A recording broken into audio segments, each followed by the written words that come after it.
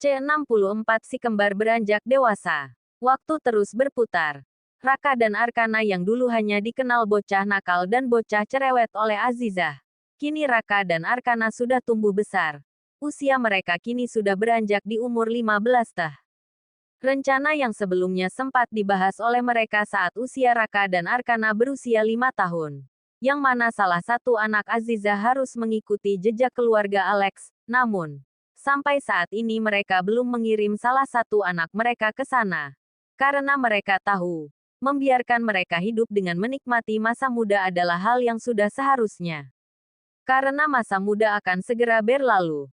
Tidak akan terulang dua kali dalam hidup ini. Tujuan Alex membimbing Arkana.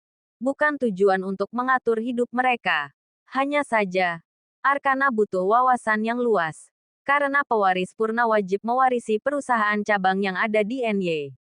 Hari ini, Satria masih berada di NY. Setelah 10 hari berada di sini, meninggalkan anak dan istrinya untuk bisnis. Satria, kamu sudah seharusnya mengirim Arkana ke sini.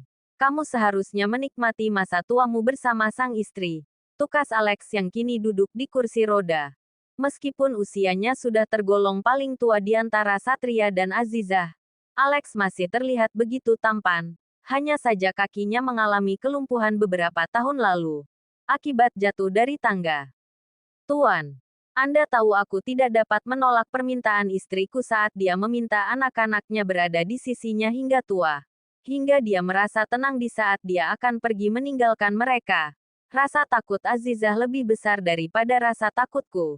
Dia takut jika nanti dia pergi anak-anaknya masih belum bisa mengikhlaskan kepergiannya, padahal kita semua tahu, hidup dan mati hanya Tuhan yang tahu.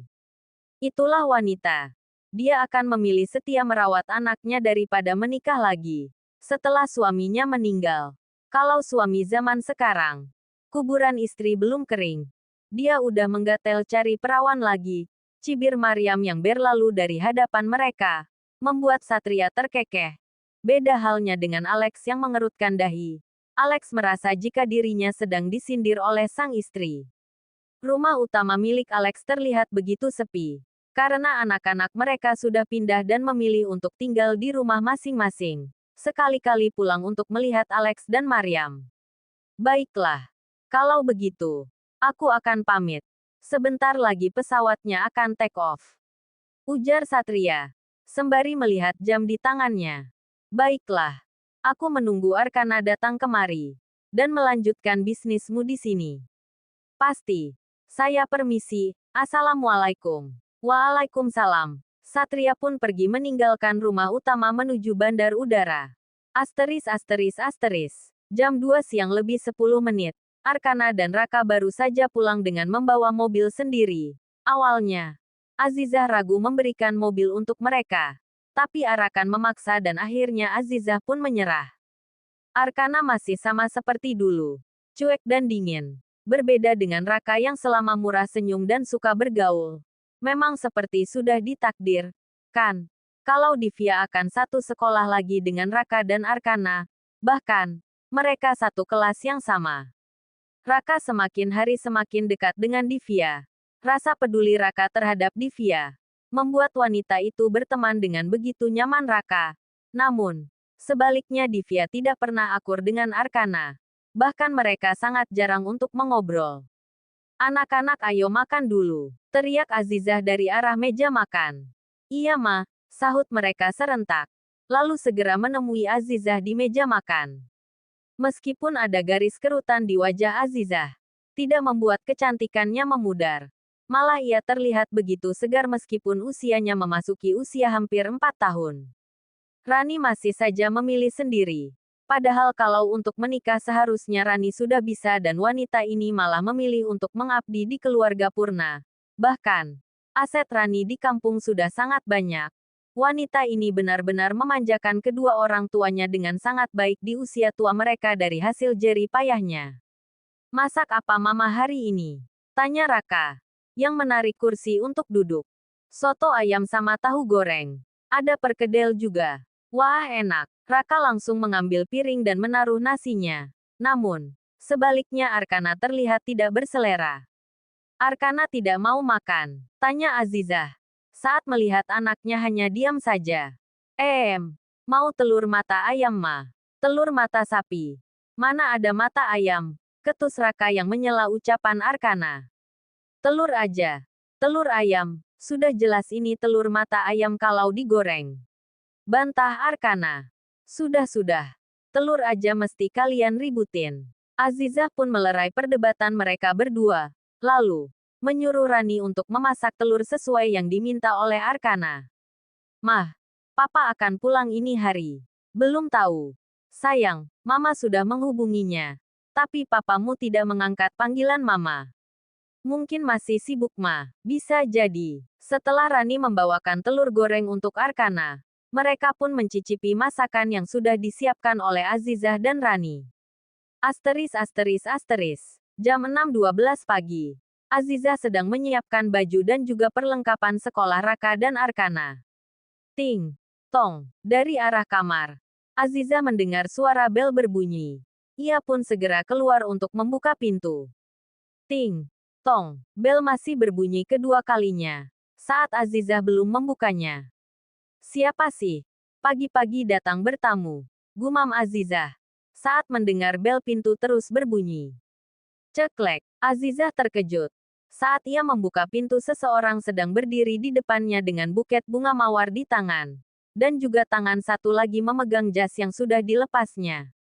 Assalamualaikum, istriku. Waalaikumsalam, Mas. Setelah Azizah mencium punggung tangan Satria, pria itu segera menarik Azizah dalam pelukannya. Mas, kenapa enggak kabarin aku kalau Mas sudah tiba? Aturannya kami bisa menjemput Mas. Aku lebih senang memberi kejutan begini kepada kalian semua. Azizah pun mengajak Satria untuk masuk, dan membawa masuk koper serta barang bawaan Satria. Begitu tiba di dalam kamar, Azizah segera meletakkan bunga mawar di dalam vas yang sudah disediakan oleh Azizah. Anak-anak sudah bangun. Sudah. Mungkin sedang bersiap-siap untuk ke sekolah. Aku akan mandi dulu. Setelah itu akan istirahat sebentar. Iya Mas. Azizah mengutip pakaian kotor yang baru saja dilepas oleh Satria dari tubuhnya. Lalu, ia membawa pakaian itu keluar dari kamarnya. Dari bangun tidur, mandi, sholat, Azizah bahkan belum sempat beristirahat. Meskipun ada Rani yang membantunya, Azizah memilih untuk merawat anak dan suaminya sendiri. Dia tidak akan merepotkan Rani. Karena Azizah berpikir itu sudah kewajibannya. Mama ambilkan kaos kaki Raka yang baru. Teriak Raka dari arah kamar mereka. Azizah yang sedang menyiapkan bekal mereka pun terpaksa pergi ke kamar Raka dan Arkana. Rani, yang melihat itu, segera membereskan bekal si kembar. Setelah semua selesai dan mereka sarapan. Papa sudah pulang ya Ma? Iya. Tadi pagi.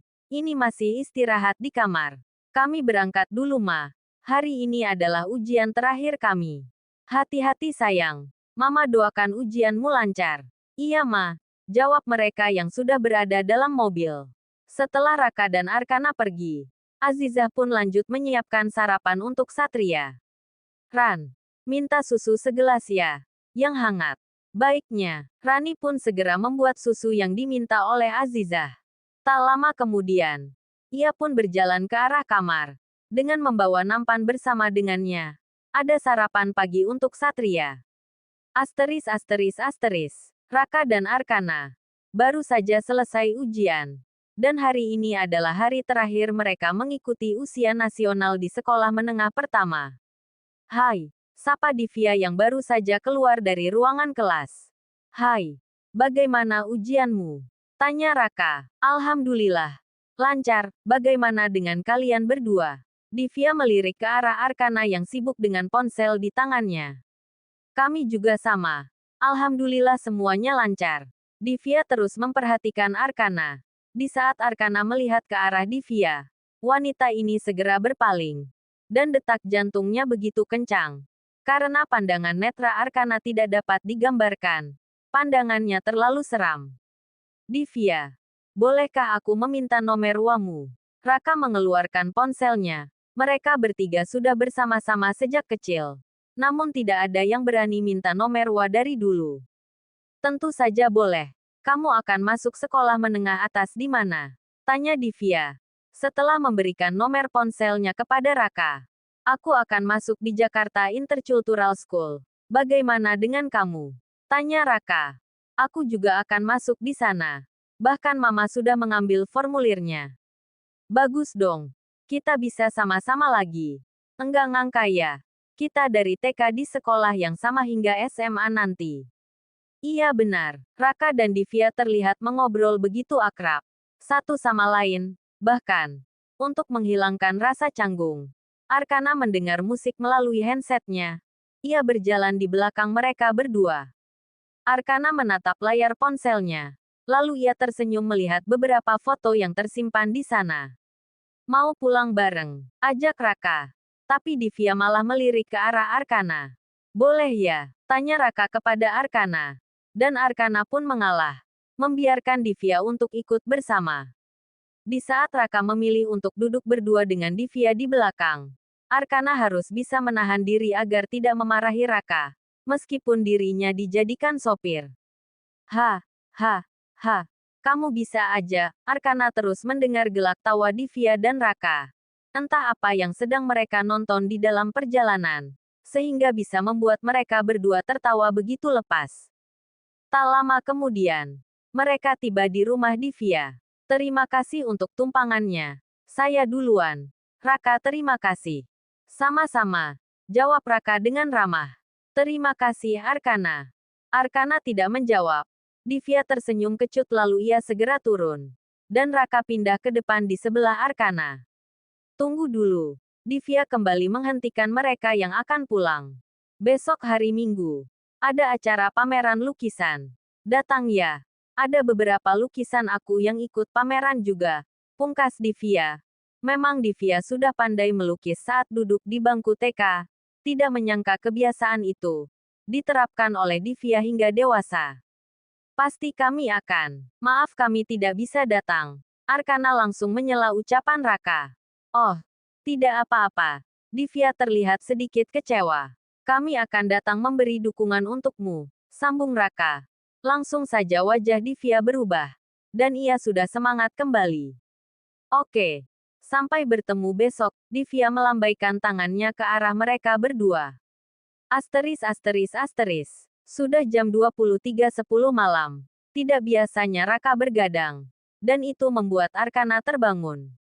Kamu masih belum tidur? Tanya Arkana yang terbangun saat akan ke kamar mandi. Iya. Masih chat dengan Divya. Tidak sabar nunggu besok. Mau cepat pagi. Raka terus saja tersenyum memperhatikan layar ponselnya. Arkana pun berlalu ke kamar mandi. Arkana baru saja selesai membuang air kecil. Ia pun kembali naik ke atas ranjang. Lalu melihat Raka yang gelisah. Ada apa? Karena penasaran. Arkana pun bertanya. Aku membawa status Wadivya. Sepertinya dia sedang galau, tukas Raka.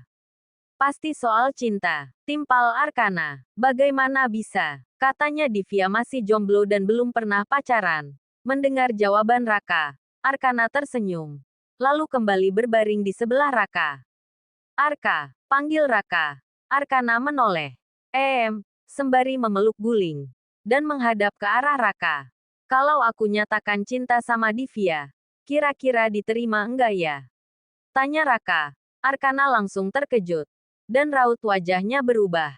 Dari sebelumnya. Arka, panggil Raka. Saat Raka tidak mendengar jawaban Arkana. Aku ngantuk. Mau tidur dulu, kamu juga cepat tidur.